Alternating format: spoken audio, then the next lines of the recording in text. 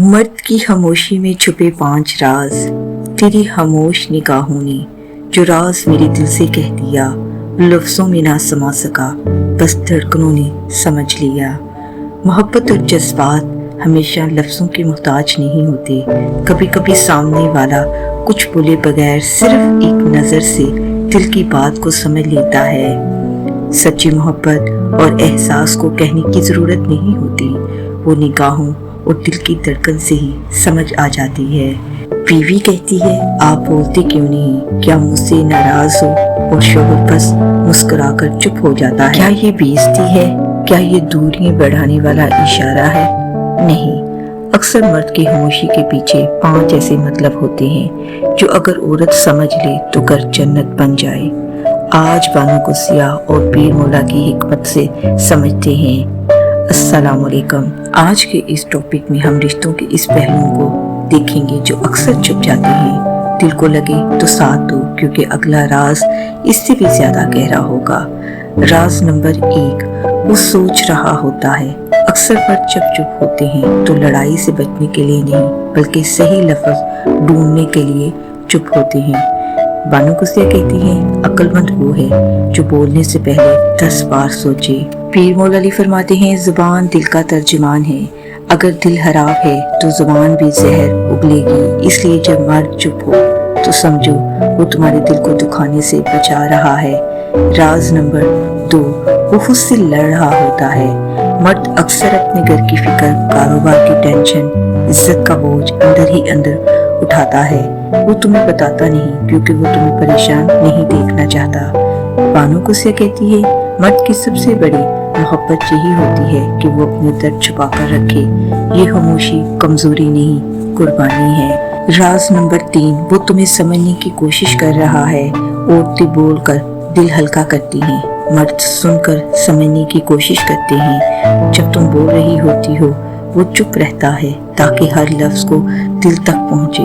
पीर मौला अली ने फरमाया, अक्लमंद वो है जो दूसरों को सुनकर समझे, न कि सिर्फ अपनी सुनाए। ये खामोशी तवज्जो है। राज नंबर 4, वो खुद को कंट्रोल कर रहा है। कभी कभी मर्द को गुस्सा आता है, पर वो जानता है कि एक सख्त लफ्ज घर बर्बाद कर सकता है, इसलिए वो चुप हो जाता है। बानो कुसिया कहती हैं, सबसे बड़ी ताकत खुद पर काबू पाना है।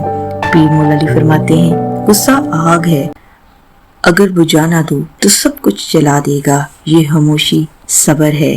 राज नंबर 5, वो तुमसे मोहब्बत का इजहार कर रहा है। सबसे गहरा राज ये है, मर्द हर बार मैं तुमसे प्यार करता हूँ नहीं बोलता, पर जब वो बिला वजह तुम्हारे लिए चाय बना दे, चुपचाप तुम्हारे काम कर दे, तो ये कह दे कि मैं तुम्हारे साथ हूँ। बानो कुसिया लिखती हैं, मोहब्बत लफ्जों में नहीं, खामोश खिदमत में होती है। ये खामोशी मोहब्बत है। तो अगली बार जब तुम्हारा शोहर चुप हो जाए, फौरन ये मत सोचो कि वो नाराज है। जब तुम्हारा शोहर खामोश हो जाए तो फौरन नाराजगी ना समझ लेना। एक बार मोहब्बत से पूछ लेना, सब खैरियत है। अक्सर खामोशी के पीछे बस थकन या बेबसी छुपी होती है। रिश्ते अल्फाज से नहीं, एहसास से जुड़ते हैं। मर्द की खामोशी हमेशा नाराजगी नहीं होती, कभी कभी वो अंदर ही अंदर टूट रहा होता है। एक सवाल, क्या तुम ठीक हो, इसके दिल का दरवाज़ा खोल सकता है, क्योंकि रिश्ते बहस से नहीं, समझदारी से बचते हैं। खामोशी का मतलब हमेशा दूरी नहीं होती, कभी कभी वो बस कहने के लिए लफ्ज़ ढूंढ रहा होता है। तुम पूछ लो, सुन लो, रिश्ता बच जाएगा। अब आप बताओ, इन 5 मतलबों में से तुम्हें कौन सा मतलब सबसे ज़्यादा समझ आया? कमेंट में लिखो, मैं हर कमेंट पढ़ती हूँ। अगर ये बात दिल को लगी हो तो ये वीडियो दूसरों तक ज़रूर शेयर करना। और देखो, ये वीडियो बीवी का दिल जीतने का सबसे खामोश तरीका, शायद तुम्हारा शोहर को भी समझ आए कि तुम क्यों चुप हो जाती हो। चुप के पर्दे में छुपी थी जो बात लबों तक ना आ सकी, वो लफ्ज़ों में ना समा सकी, बस धड़कनों ने समझ लिया। ये शेर उन सब जज्बात के बारे में है जो दिल में होते हैं मगर जुबान तक नहीं पहुंच पाते। कभी कभी दिल में मोहब्बत, गिले या फिक्र इतनी बढ़ जाती है, कहने को दिल करता है लेकिन हम चुप रह जाते हैं।